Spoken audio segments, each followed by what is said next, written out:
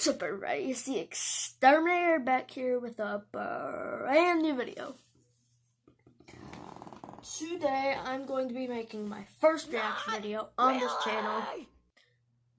Hope you guys like it, and if you don't, kill me. I'm just joking. Anyway, let's get into this. Read Lord of the Flies? You're probably going to have to in school one day. Let me give you an abridged version for when that time eventually comes. No! Lord of the Flies is a book about a bunch of little British boys who got marooned on a deserted island, and the book tells the story about what the boys do to survive the elements, but also themselves. Within like a week on the island, the boys devolve into complete savages, covering themselves in face paint and killing a piggy.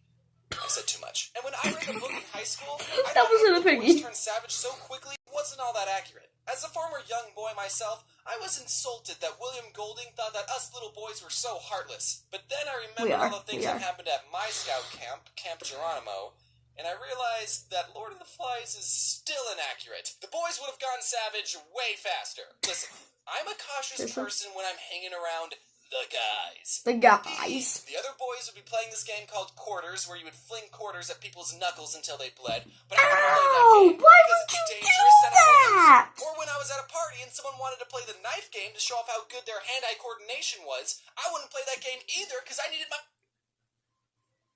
Who would ever do that? What? hands to draw. But something about being with the guys. The guys. I would live on the edge. Every summer, our troop stayed at this camp called Camp Geronimo, named after the Apache Indian who was the first person to yell Geronimo while doing a sick Geronimo! One time, me and a couple other boys, I don't remember who started it, but we were playing with matches, and, okay, I know what you're thinking, but nothing bad happened, okay? We just accidentally lit some dried bushes on fire, and it got somewhat out of control, but it's okay, it's fine, okay? We told the scoutmaster that there was a loose fire spreading faster than we could put it out, and he got everyone in the troop to stomp on it, and we never got in trouble. What were we doing with the matches? Oh, we were just lighting them and throwing them at each other. Anyway, about 30 other scouts... Okay, first of all, why would you ever do that? You can catch on fire and get third-degree burns all over your body. Kids are so dumb. Attended Camp Geronimo, and we would spend a whole week sleeping in tents and earning merit badges. Most of the camp honestly felt like school, but outside. Like, when you got to the camp, you were given a schedule of classes, and for the next 7 days, you would go to those classes and learn and fill out packets, and sometimes even have homework. Which probably does not devolve into savages. I mean, sure, the classes weren't as boring as English or geometry. Geronimo's classes were wilderness survival, kayaking, or bear self-defense. Earning a merit badge required two things. The first thing, you had to write stuff down. Name and point out the major parts of a kayak. Kayak. That looks more like a remote. Yeah, universal remote. Click. Explain to your counselor the hazards you are most likely to encounter while participating in kayaking activities. Bears. And the second part of the merit badge is to actually go out and do stuff.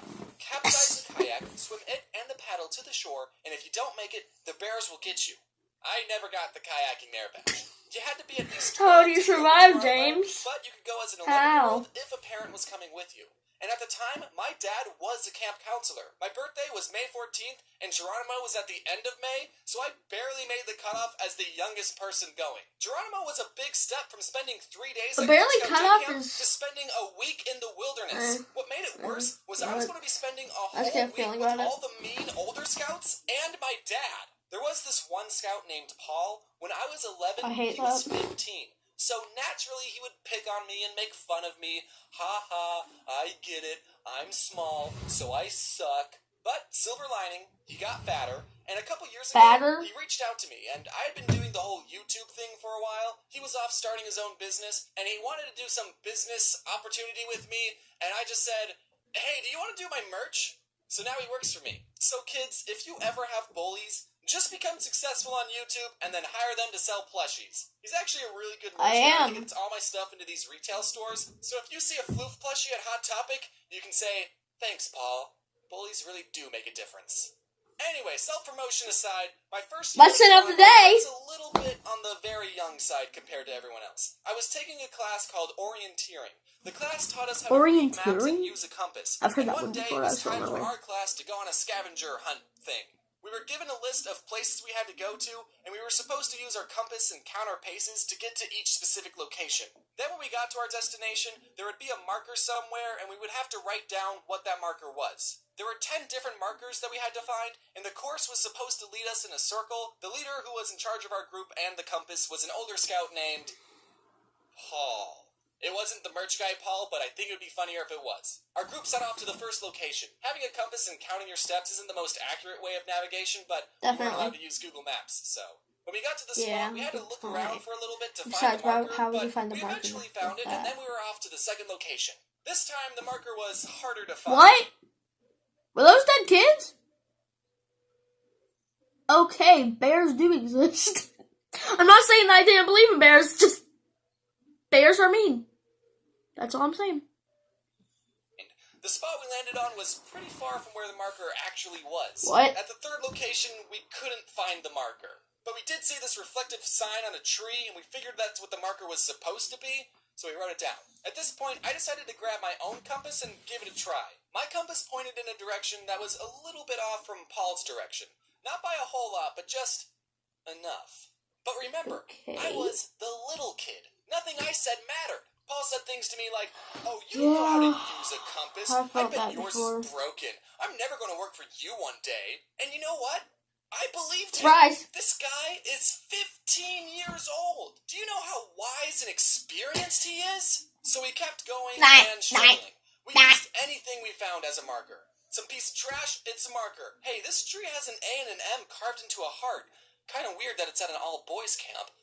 Do you think that it's a marker? Eventually, Paul admit that we were completely lost. The other boys told Paul to hand over his compass, and Paul reached into his pocket, pulled out his compass, and 2 buzz magnets. Buzz magnets are magnets that are shaped like a bullet, and you can throw them up in the air and make this cool buzzing sound. They sold them at the camp store, so that's why Paul had them. And everyone immediately figured out why we were lost. For those of you who don't know how compasses and magnets work, I don't know either. I think it has something to do with them coming from outer space. A compass is supposed to that's the direction a compass is supposed to point in. Paul's compass wasn't pointing to his pants the whole time. We would have been suspicious if that had happened. But because his compass was right next to a magnet, it got uncalibrated. And then we all got lost in the woods and died. And that's why I don't have an orienteering merit badge. I was upset because my compass probably wasn't broken, but I didn't stand up for myself. Because I don't do that. I have more Camp Geronimo stories, like the time me and my friend threw a Ziploc bag full of water at the older kid's lean-to, and then I ran away so fast that I threw up. But I already did a video about that, and it's 5 years old, and it's very bad, and you're not allowed to watch it. So, the moral of this video is... I will watch it in the next video, so ha! It doesn't mean you're stupid. But it does mean you make bad videos on YouTube. Also, check your pockets before going orienteering. Going orienteering. Going orienteering. Going orienteering. Well, that was my Camp Geronimo experience. It was a lot of fun.